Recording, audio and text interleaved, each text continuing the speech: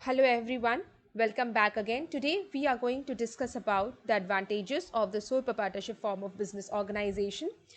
In my previous videos, we have discussed about the meaning and the features of the sole proprietorship form of organization. See, there may be points which might have already been discussed from the features as well in the advantages.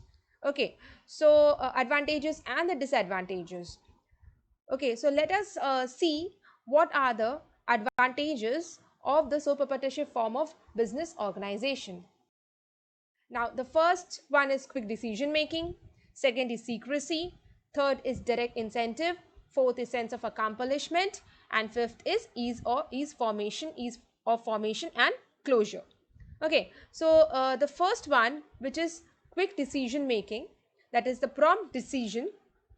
Okay, so here only one person, as we know, the sole proprietor himself is looking after the business. So he does not have to consult with anyone. The decision which is taken is very quickly. That's why. Okay, like in if we can take an example of partnership. In partnership, we have seen that the partners has to consult with each others, but here there is nothing as such. So the sole proprietor uses his knowledge and expertise and decides himself about everything in the business.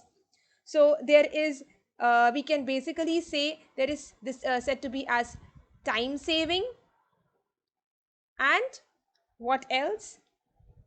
And time saving, yes, without very much efforts. Okay, uh, and full freedom. Next is the full freedom. That is, now in partnership, it may happen that one partner may not agree with the other partner's decision taken by the other partners, but in sole proprietorship form of organization, there is nothing as such. As a sole proprietor himself has the full freedom to decide without any interference of any other person. Okay, so this was the first point. The next we move on to the second point, that is secrecy. Now, see, in the partnership form of organization, it can't happen that one partner keeps the information to himself without informing in the to the other partners, right? Can it happen? Obviously not, because it's partnership. They has to share informations with each other. But here in sole proprietorship, the sole proprietor is the only person who is handling everything in the business.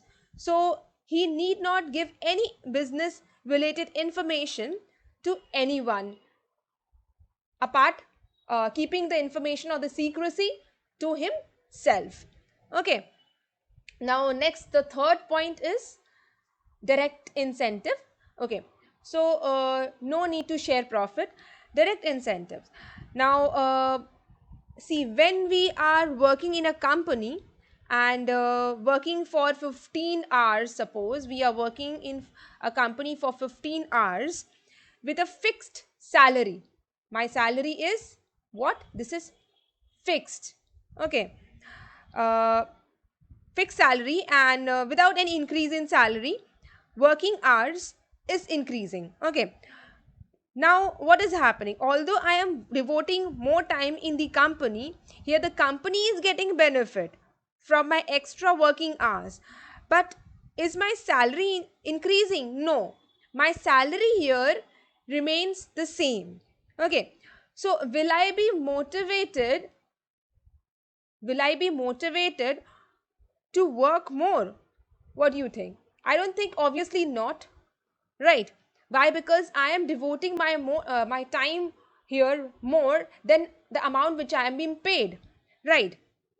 But here in sole proprietorship form of organization, if a sole proprietor is having a shop or he is a shopkeeper, he is working for extra hours. Suppose he is working for around 8 to 10 hours, okay, in his own shop, he will obviously give more efforts.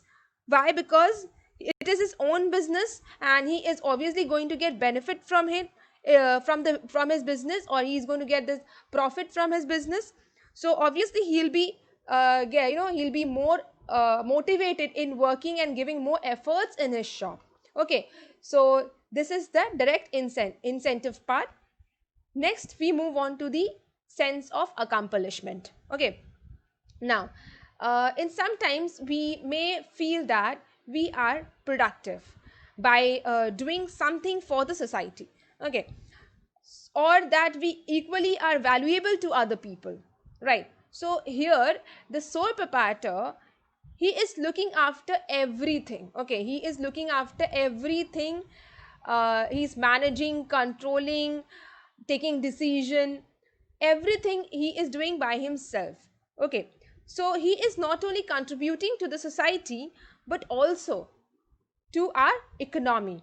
Okay, so he feels the sense of accomplishment and a feeling of satisfaction. Okay, a sense of accomplishment and a feeling of satisfaction is there in the sole proprietor.